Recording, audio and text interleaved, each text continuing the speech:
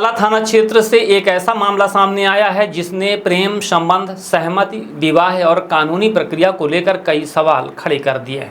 ताला थाना क्षेत्र के रहने वाले विजय दाहिया का दावा है कि उसने सतना जिले के एक थाना क्षेत्र की रहने वाली युवती से प्रेम विवाह किया था।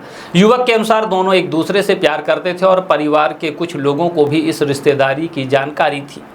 विजय का कहना है कि दोनों लगभग 2 वर्षों तक पति पत्नी की तरह साथ रहे और इस दौरान उनके पास साथ रहने के कई फोटो और वीडियो भी हैं।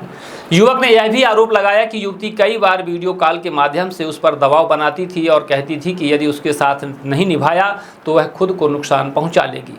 विजय का दावा है कि इस संबंध में उसके पास कुछ फोटो और अन्य सामग्री भी मौजूद है, लेकिन समय के साथ परिस्थितियां बदली और अब विजय दाहिया के खिलाफ दुष्कर्म का मामला दर्ज हो गया है। मामला दर्ज होने के बाद युवक सामने आया और उसने मीडिया के माध्यम से अपनी पूरी बात रखी। उसका कहना है कि जब दोनों बालिग थे, अपनी मर्जी के साथ में रह रहे थे, विवाह किया और लंबे समय तक दाम्पत्य जीवन बिताया, तो अब उसके खिलाफ लगाए गए आरोपों को निष्पक्ष जांच होनी चाहिए। यह मामला केवल एक पक्ष की कहानी नहीं है। किसी भी आपराधिक प्रकरण में अंतिम सत्य जांच और न्यायालय की प्रक्रिया से ही सामने आता है, इसलिए किसी भी पक्ष को दोषी या निर्दोष मान लेना उचित नहीं होगा। हालांकि इस तरह के मामलों ने समाज में एक गंभीर बहस जरूर छेड़ दी है। यदि 2 बालिग अपनी सहमति से संबंध में रहते हैं और बाद में विवाद होने पर गंभीर आपराधिक आरोप लगाए जाते हैं, तो ऐसे मामलों की गहन और निष्पक्ष जांच बेहद आवश्यक हो जाती है।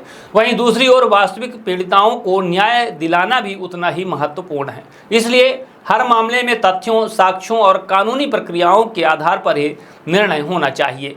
अब सभी की निगाहें पुलिस जांच पर टिकी है। जांच में जो भी तथ्य सामने आएंगे उसी के आधार पर आगे की कानूनी कार्रवाई होगी।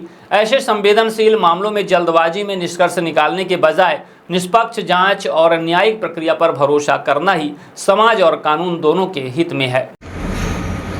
मैहर जिले के थाना ताला निवासी में विजय दाहिया आज से 2 साल पहले हमें पुष्पांजलि केवट घूरडांग निवासी सतना, उनसे हमें प्यार हुआ था। तो हमारा उनका प्यार जब चालू हुआ, स्टार्ट हुआ, 2 महीने बाद उन्होंने बोली कि हमारे पति रोहित केवट बहुत मारते हैं, दारू पीते हैं ज़्यादा मात्रा में, तो हम उनके साथ खुश नहीं हैं, हम आपके साथ रहना चाहते हैं। तो जब हमारा उनका प्यार हुआ, चलते रहा, तो हमने बोला भाई ऐसा सब गलत है, लेकिन उन्होंने बोली कि नहीं, हम आपके साथ ही खुश हैं और रहना चाहती हूँ, नहीं तो मैं मर जाऊँगी। और चाकू उसमें अपने यहाँ पे मैंने फ़ोटो आपको डाला हूँ, आप सभी को दिखा पा रहा हूँ फ़ोटो के माध्यम से। वो बोली कि हम मर जाएंगे। तो फिर हम लोग हो गया, राज़ी हो गए, दोनों ने प्यार किए। फिर उनकी जेठानी पिंकी उर्फ प्रमिला एवं उनके मामा की लड़की मनु केवट, ये लोग मिल के हमारी शादी करा दिए होटल में। बोले तुम लोग खुश रहो, ले जाओ। तो हम लोग आपस में शादी कर लिए और 2 साल पार हो गया, हम लोग का प्यार चलता हुआ। आज अभी उनके पति एवं परिवार को पता चला तो लोग मार का ज़बरदस्ती दबाव देकर कोलगामा थाना में FIR करवा दिए। और मैंने शासन प्रशासन से गुहार लगाई अपनी मदद की, भाई मेरी गलती नहीं है, मैंने प्रूफ भी दिया, तो भी कोई सुनवाई नहीं हुआ। 10 लाख रुपए की डिमांड की उन्होंने, उनके परिवारजनों ने। हमने पैसा नहीं दे पाया, मेरे पास पैसा नहीं था, तो उन्होंने FIR बलात्कार का केस करवा दिए कोलगामा थाना में। और क्या बोलते हैं कि सबके खुशी से, राजी मर्जी से होता था हमारा लोगों को प्यार। 2 साल पूरा हो गया था। उनकी जेठानी एवं मामा की लड़की एवं सभी लोग सहमत करते थे, बहुत सारा सपोर्ट करते थे, बोलते थे लेके चले जाओ। अभी अब फंसा रहे मेरे को बलात्कार का केस में। तो हमने बोले भाई हम नहीं दे पाएंगे पैसा, यही है सब मेन मुद्दे की बात।